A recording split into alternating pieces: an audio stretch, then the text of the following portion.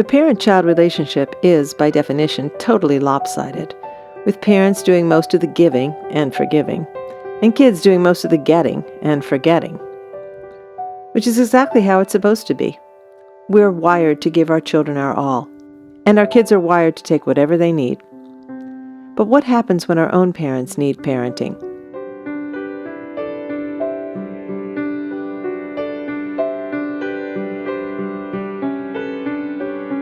My dad died of a sudden, massive heart attack when I was 15. At the time, I was away at summer camp.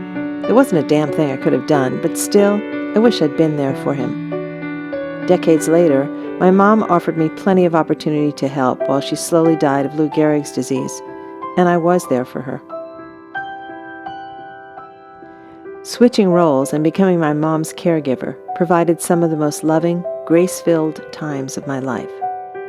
Those 10 months between her diagnosis and her death were also the most emotionally draining, anxiety-ridden days I've ever known. And I'm grateful for every minute. That experience transformed our relationship and me along with it, both for good.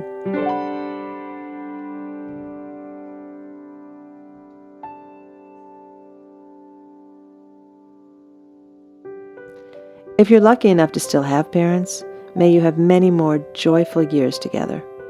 But medical miracles notwithstanding, at some point it's likely they will need you in ways you cannot imagine.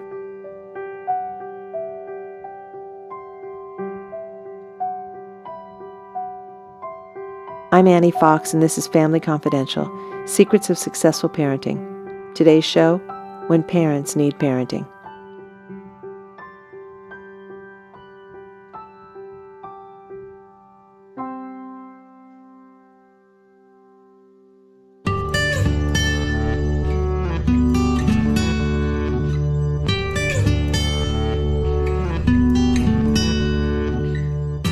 My guest today is Lynn Goodwin, author of You Want Me to Do What?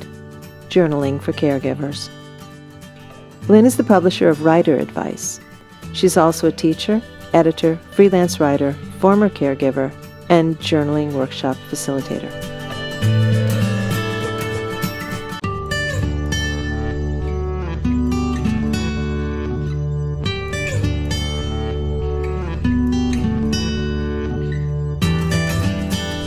Welcome, Lynn. Thank you. It's nice to be here. I'm delighted to be here. I'm glad you got here. You got a little lost, but you Yes. found us.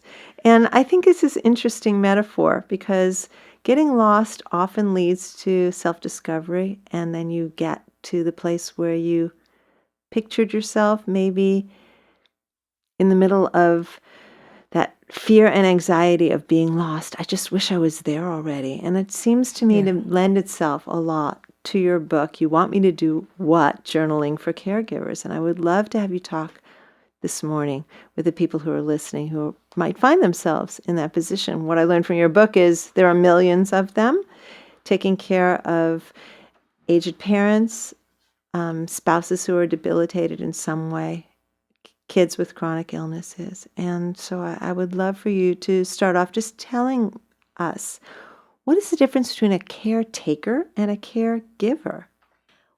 That's a very good question. A caretaker waters the plants, and a caregiver gives care to humans who can respond back, would be my definition of the two.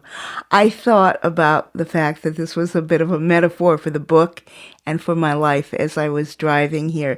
Parts were so familiar, and parts just didn't make sense on the roads. And that's a lot like caring for my mother in the last 6 years. In many ways, she was exactly like she had always been, only a little more so. And she was also, there were times when things just didn't make sense, and I couldn't quite tweak the world to make it make sense for her. And of course, I thought it was my responsibility to make the world work for my mother. And I totally lost track of the fact that I had a role in this too, and I had certain rights and certain needs, and all of that sort of got taken away. And one of the ways I processed it, really the best way, practically the only way that I processed it, was by writing in my journal. So let me ask you a question, Lynn. What is journaling? Journaling is writing. Journaling is writing from the heart. I think one of the people in my first workshop said writing from the heart seems to be all that is needed when she took the class. And she is exactly right. She's a college professor, and I think she was maybe hoping for some higher standards and some feedback on her writing. And all of that can come in time. But when you're journaling, it's all about you and the paper and the pen and getting your feelings out. There is no wrong way to do it. You can write in sentences, you can write in lists, you can draw if you want to. Whatever you want to do is fine because it's your journal. It can become a record of where you were at a specific moment. It can become an indicator of your voice and what you have to say. It can be whatever you want it to be. One thing I remember reading in your book is you said that you encourage people to date each journal entry. Yes, absolutely. And I think that makes a lot of sense because it is a journey, and to be able to get a snapshot of where you were, to see that 3 weeks later, you're no longer there. And when you date your journal, put not only the day, but also the year. Because you might be doing this for more than 1 year. It can be fascinating to compare year to year on a particular date.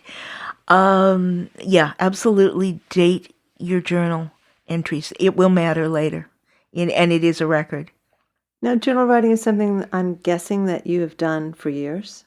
Off and on. I kept a journal in college, which I still have.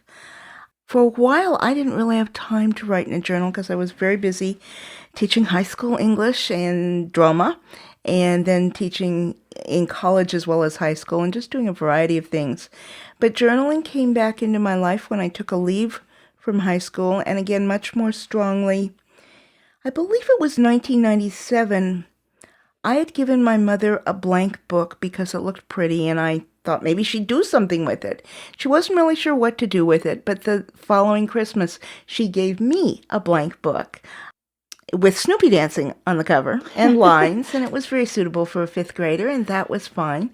And that whole year, I was just starting with Writer Advice, which is my e-zine, and I kept quotes from books when I would be interviewing the author.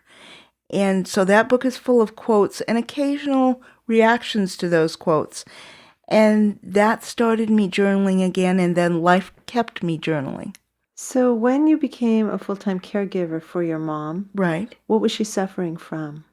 Well, first of all, I have to correct that. From her point of view, I was never a full-time caregiver. Okay. I stand corrected. Yeah, that was part of the deal, was that she didn't need a caregiver. She was fine to be alone, as long as I came by every day, took out the garbage, drove her to her appointments, went to the post office box, went to the grocery store, etc. Right, I can see from the look on your face that you get it. She was fine to be alone, as long as I was only a phone call away. And I bought into that mentality. When I was her caregiver, I would go home and journal. And about this time, I read Julia Cameron's The Artist's Way, and I started the morning pages, and those really worked for me.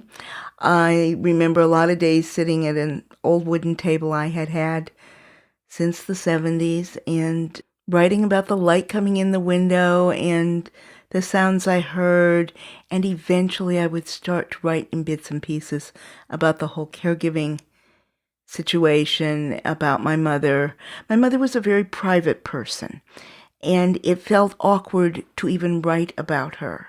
And then I started considering my handwriting, and I realized it was probably going to stay pretty private.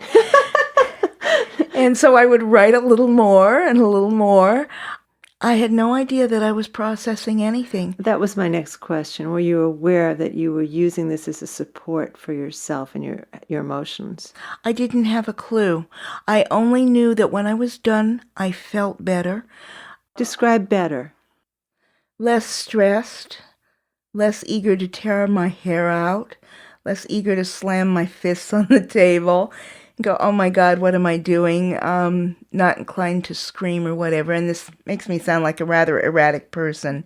Not at all. It sounds very normal. Yeah, I am more and more finding out that most caregivers feel that way at some point because they're just going, I can't take this anymore. And of course you can't take it anymore. What I lost track of was the fact that I had a right to a life.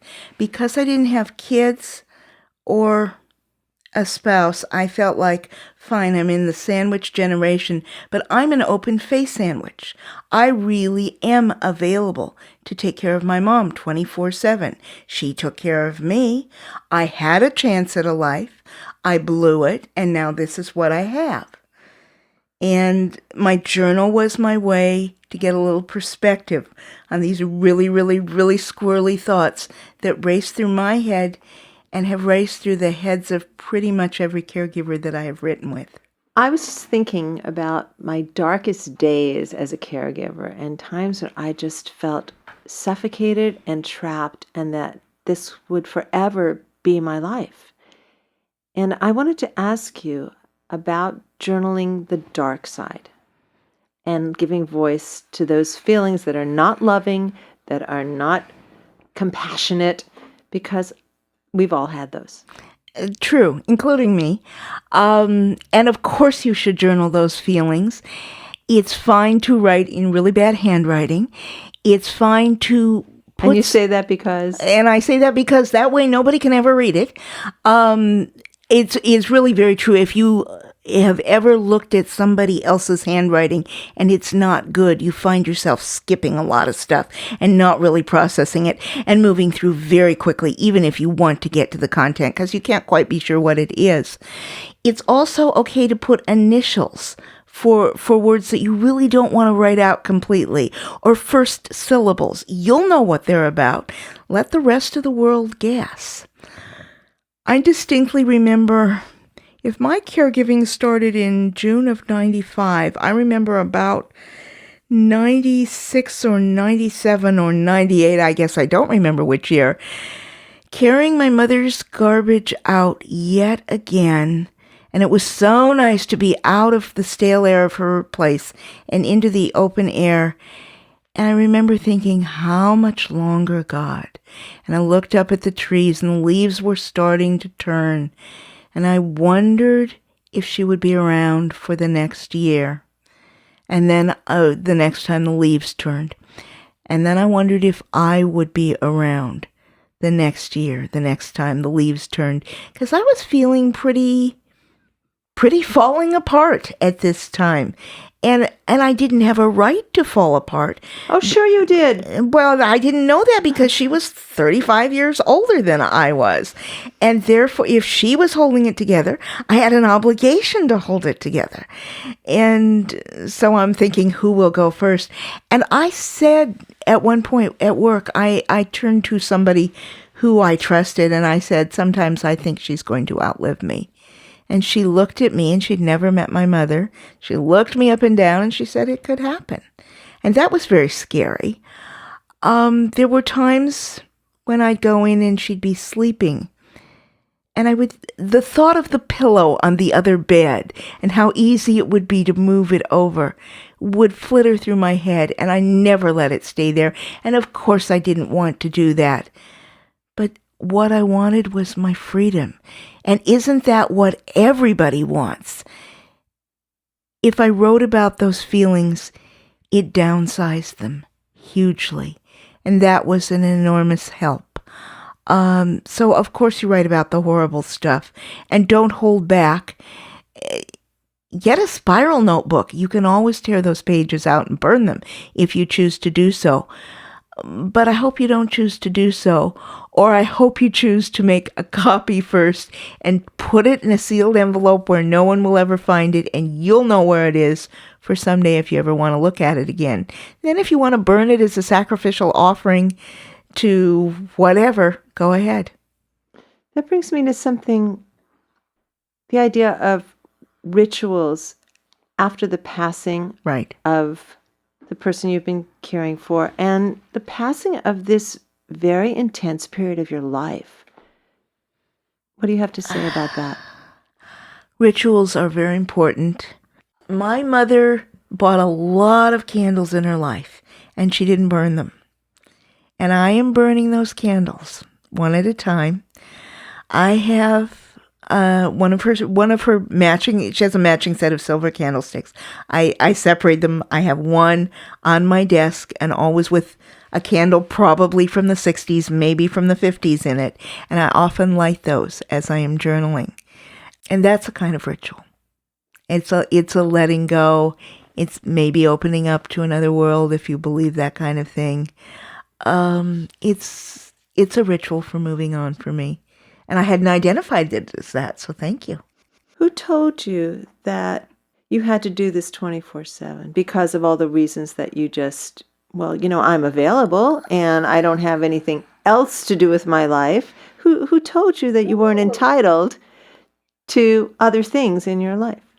A little voice in my head told me that. Mm-hmm. Was your mom at all reinforcing that voice? I don't think she was consciously. I'm sure I heard things that were not said. I'm sure that there were tones that she didn't mean me to hear as I did. Mm-hmm. She had an incident that resulted in carotid artery surgery in 1996, and when the doctor was talking to her about needing care, she said, "My daughter has always been there for me, and now I'm just going to take advantage of it." And he kind of looked at me, and I just looked away because I knew it was true, and I knew that there wasn't anybody else to do this. Mm-hmm. So I did it. So sometimes we do it because we can, and sometimes we do it because there's no one else to do it. Right. And I guess from my own experience, just so our listeners know, in 1994, when you began your journey with your mom in this capacity, mine was ending.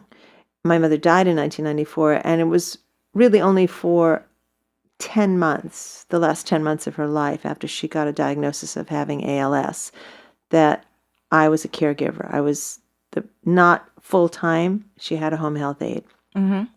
I was there every single day and did what family does in terms of emotional support that a person who is hired doesn't do. So, that's wonderful. Yeah, it and of course, extraordinarily heart-wrenching and suffocating. Yes. And all of those things that you describe in your introduction, and the feelings that you are hoping to help your readers through the journaling get to so that they can release. My thought about it was that a network of support, rather than it all falling on one person, makes so much sense health-wise for the caregiver. And I think that when we're in this experience, we don't often think about what else might be available, just even in our own community. But as you say, it's impossible to be on 24/7. Absolutely it is. And my mom and I both knew that we should not live together. I live 22 minutes from her condo. But who's counting? Yeah, but who is counting? And that's at 11 o'clock at night, which is when I timed it. And that was back roads.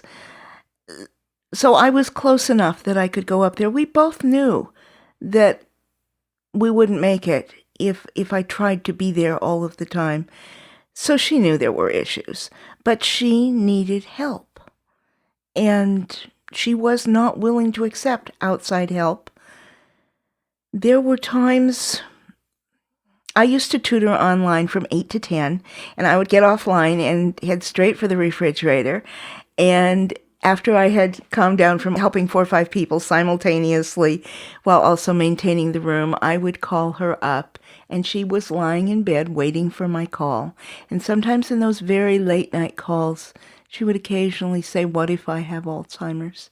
And so I told her a story that had been told to me by a learner at Project Second Chance about keys. She said, do you ever misplace your keys? And I said, of course. And she said, when you find them, do you know what to do with them? And I said, of course. And she said, you don't have Alzheimer's. She told me a doctor had told her this. I told my mother that story, and yes, she had misplaced her keys, and yes, she would know what to do with them. She fought very, very hard against this fear that she might have this disease. She never, ever, ever left her kitchen without checking to make sure the stove was off. It made no difference if she'd had something or not. Just obsessively, if she could never leave the stove on in the kitchen, she truly believed she was staving off Alzheimer's. So she fought it in every way she knew how. Was she diagnosed with Alzheimer's? Not until the end. She fought very hard to make sure that she could stay in her home. And so to avoid that diagnosis, and because of pride, she was really very together in the doctor's office. And I understand that this is a characteristic also of people who have ADHD, and that they can keep it together in certain situations. And I wonder about the brain and what overlap there may be between Alzheimer's and ADHD and the stresses it puts on the mind. She kept it together. At one point in the fall of 2000, a physical therapist came to the house, and my mother did not want to see her, did not want to walk for her. And so she was very defensive.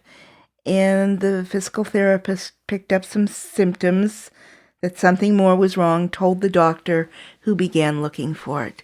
And then in February of 2001, on February 14th, a woman who was coming in to help her get dressed, who I knew, who I'd hired, who I had worked with, found her on the floor.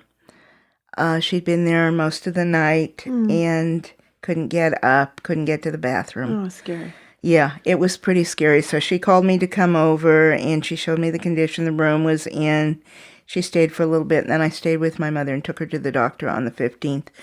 By the time we got to the doctor on the 15th, she decided that she had chosen to get down on the floor, that she wanted to stay on the floor, etc. And that seemed to be the trigger for the doctor to realize something was very wrong.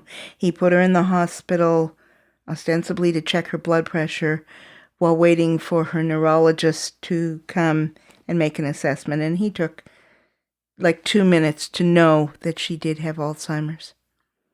Did she know of the diagnosis? No, her primary care physician told me never to tell her the diagnosis. And what do you think about that as you give advice?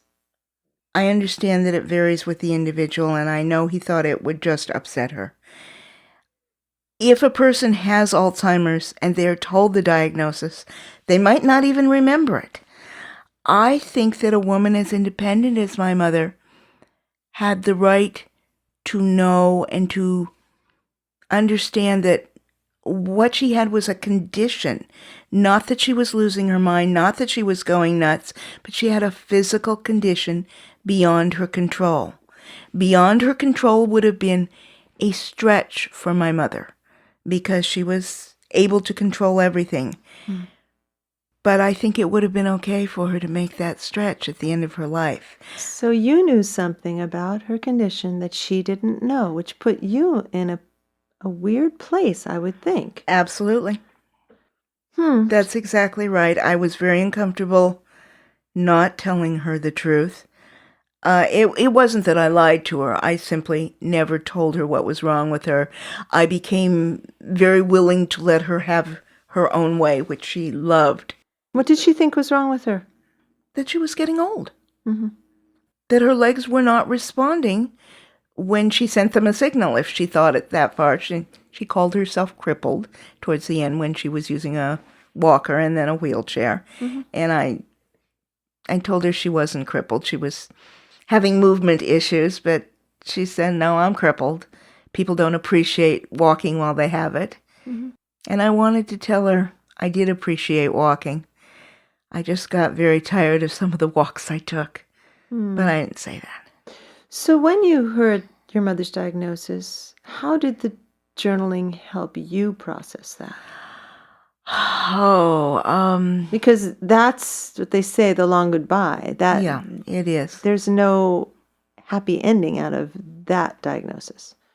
It helped me, first of all, with practical things, making lists of things I needed to do to get her into an assisted living facility.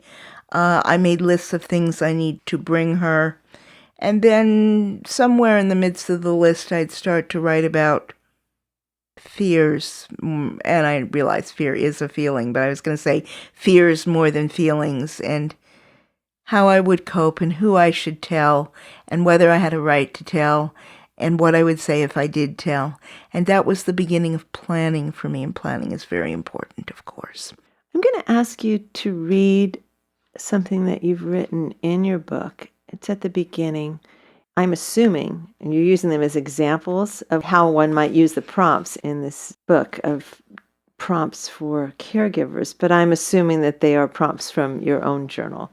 I wish I had had these prompts when I was a caregiver, and I suppose I did to a certain extent. I had done prompts before, but I think if I had had these, it would have helped me.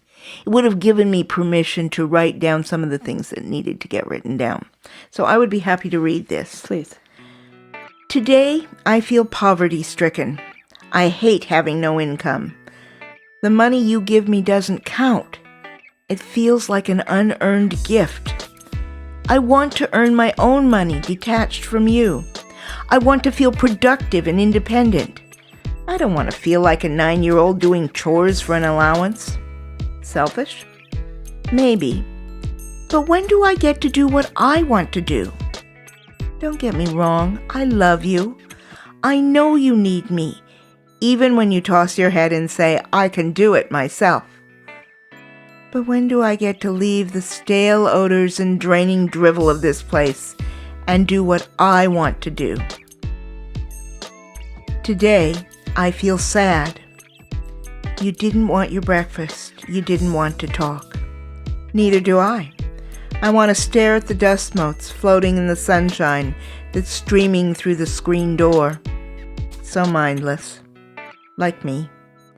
If I were a dust mote, I'd have no hands or feet or responsibilities.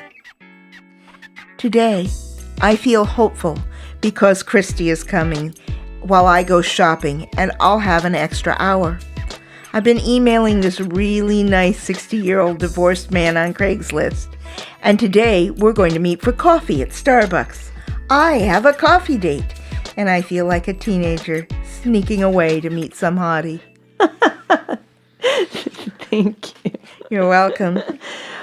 I wish I had had prompts like that. I didn't really get these prompts going until about 2 years after my mother was gone. I joined a free writing group, and we were supposed to bring prompts. And I was probably one of 2 people who did the first time, and they liked my prompts, which were sentence starts. And so I have 6 years worth of prompts stored away on my computer. When the group took a look at this book, many of them saw familiar prompts. I knew they would work because many times they would take those prompts and no 2 people ever went in the same direction. And I had had a similar experience when I put prompts on the board in my 10th grade English class in the 80s. I would have kids who said, I have nothing to write about. And I'd say, why don't you start with that prompt and finish the sentence and write the next sentence? And that same principle is used in this book. Anybody can do this. Everybody can do this. And everybody should do this. Where do you think it taps into, Lynn? It somehow taps into places I think I shouldn't go. It almost moves me past my little judgment gremlins who pop up and say, no, don't put that in writing. No, don't say that ever. That's not a good thought. And they just pop out because people in my generation, in the boomer generation, went to school at a time where there was a lot of fill in the blank on those little purple ditto sheets that the teachers passed out, and we filled in the blank, and for the most part we got rewarded, unless we were outrageously creative. And one thought seems to lead to another. if you just have that little nudge to get started.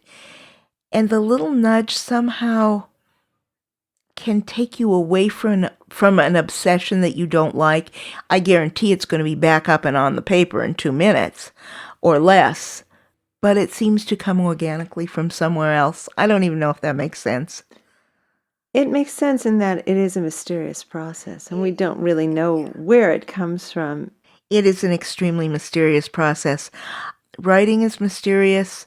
The mind, we know like almost nothing about how the mind actually works. And the mind-soul-body connection is a mysterious process.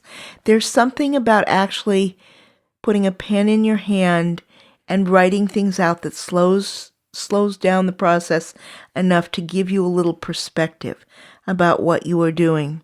There's something about opening up a clean sheet of paper on a computer screen that gives you a little bit of perspective. And I write very differently if I'm on the computer or using longhand. Tell me the difference. Difference in the rate that things come out. Also, I don't type real well sometimes, and that can be a block for me on the computer. It's 25% harder to read on a computer screen, so I'm always bumping up the font or picking a new font. There's something about the feel of the pen going over the page that helps me to sink into my own feelings. And I don't have a better way to describe that. Writing in my journal is more leisurely.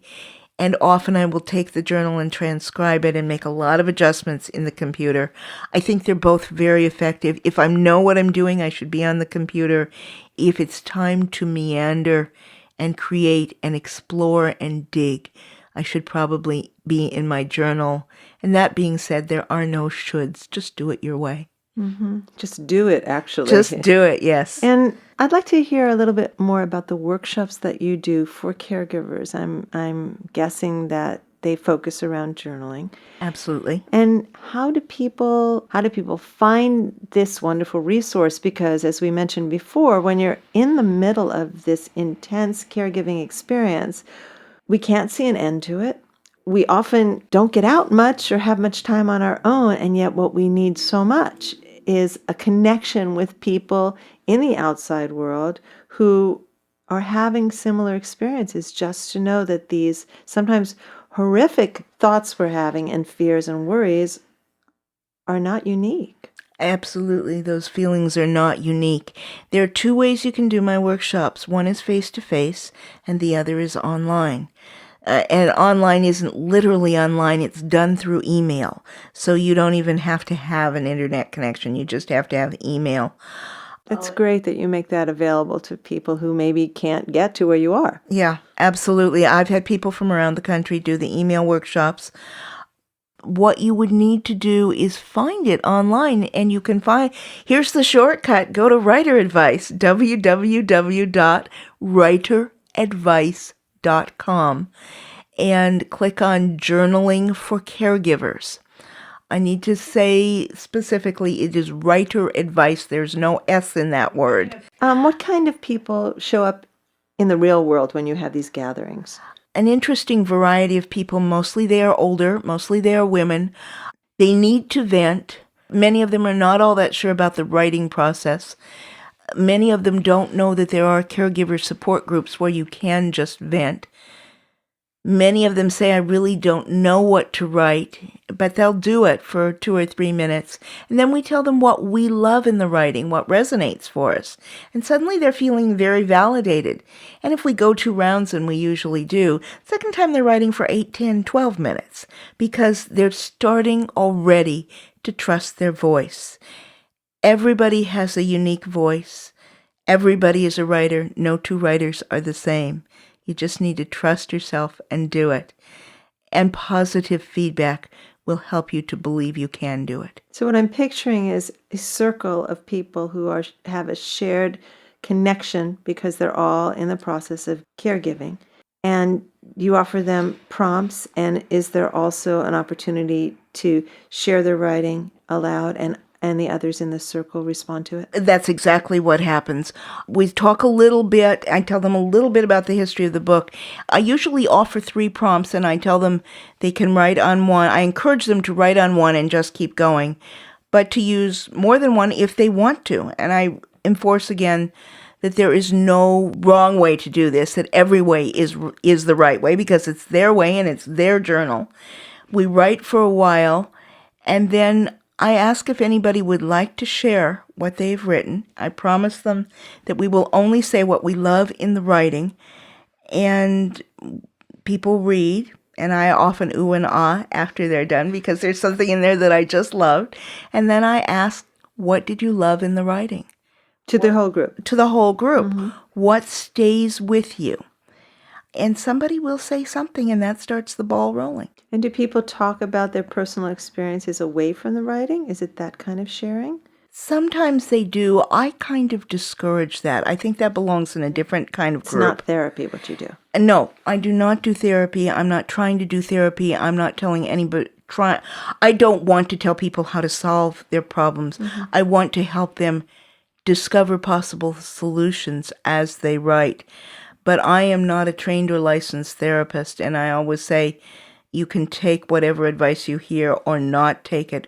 This is not a therapy group. As someone who's leading a group, there is probably, I'm guessing, something in your mind that is the golden orb of possibility that you want each person at the end of the evening to go away with, that they take from the experience in the group away with. What would that golden orb be? Just the golden orb is, I can do this and it helps, and I'm going to do it every day or as often as I can.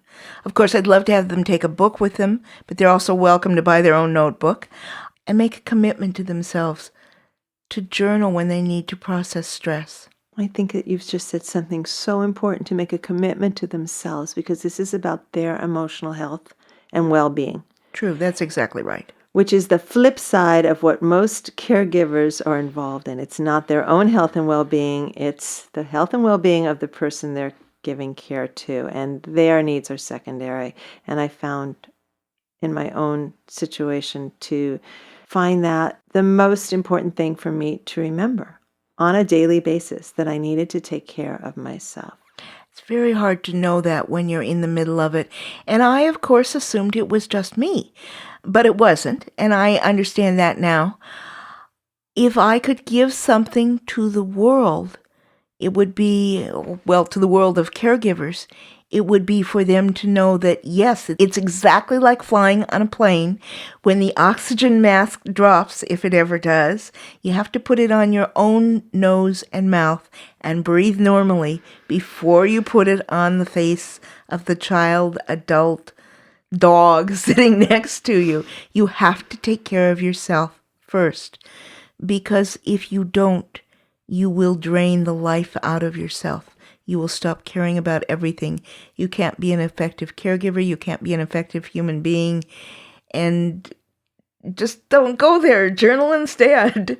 Do whatever you can do to keep yourself from going there. Right. It's a horrible place to be. It's a horrible place to be. And the other part of that in the present time is that this phase of your life will end. It will change from what it is right now. Yes, it will. And if you have depleted your life force in the process of caring, there's not going to be a whole lot left of you to take into the next chapter. Would you agree?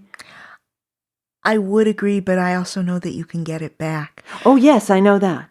I absolutely know that. I used to, for a while lately, I've been thinking of my life as an hourglass. It was full and it was big, and then it narrowed down to this very, very skinny little place where the sand goes through. And those were my 6 years of caregiving. And then it gradually opened out again when I was no longer a caregiver. I have a lot of people in my life, and I have a ton of projects in my life. And there's almost nobody from my former life in my current life, because almost all of them disappeared when I was in that tiny little narrow space. And now it has opened up. That's really marvelous.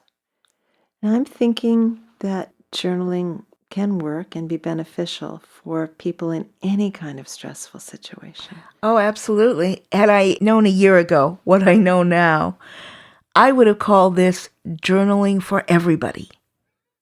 Because we're all caregivers for someone.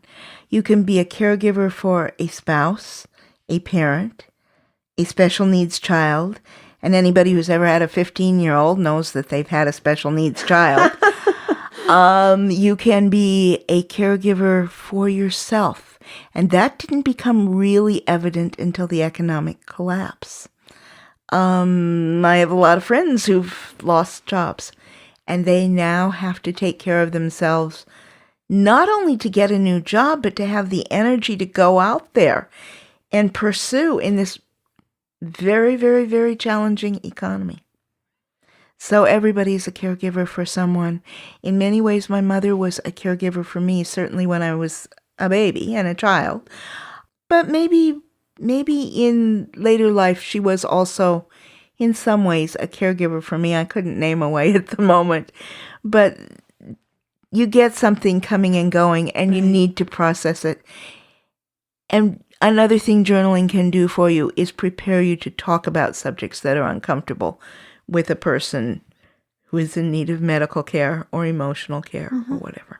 And one more thing before we wrap up. I wanted to talk about life lessons and how obstacles and hardships can turn into wonderful teaching opportunities and learning opportunities. I'm getting a sense that through the journaling, those kinds of things come up for people. They start to harvest little bits of it and maybe build on that as they're journaling. What am I learning about myself? What am I realizing about my inner strength that maybe I wasn't aware of before? I've seen that happen a lot in the email workshops where people will email their pieces to us. And many of the pieces start with the venting and go into the processing and end with some kind of hope. And they're discovering themselves. They're discovering the reason they love the person they are caring for. They're discovering what they do and don't have control over. They are finding their place in the scheme of things. They're hoping for the future. And the bad feelings seem to disappear as they discover, hey, I'm doing the absolute best I can. And we validate that. When you say we and they send the emails to us, say we had a group of 6 people who were emailing each other in one of my workshops, you would email everybody in the group. Everybody has the right to respond. I'm the only one who's required to. I say what I love in the writing, and often other people will say, oh, you reminded me of the time when, or they'll just say what they love, say how special something is. It makes you feel empowered.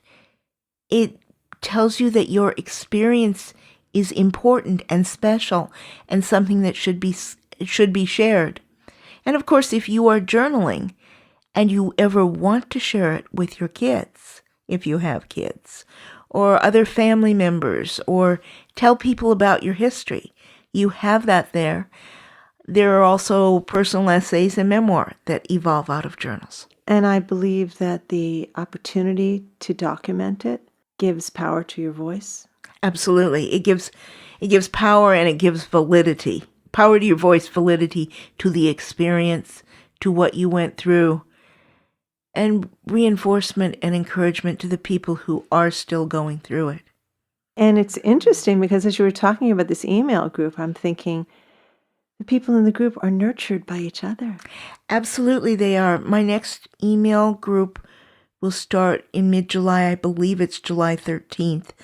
And you can email me for information. I'm delighted to send you information. The email is lgood, L-G-O-O-D, 67334 at comcast.net.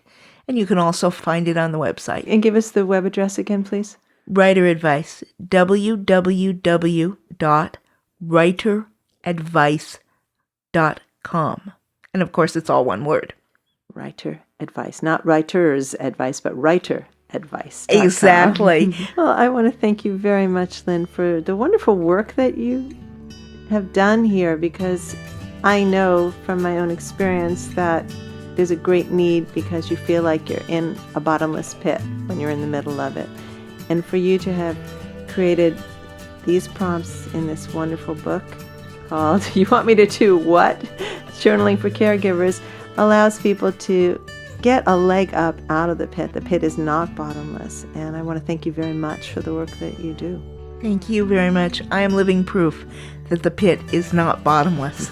Yay, Lynn. Thanks. Thank you.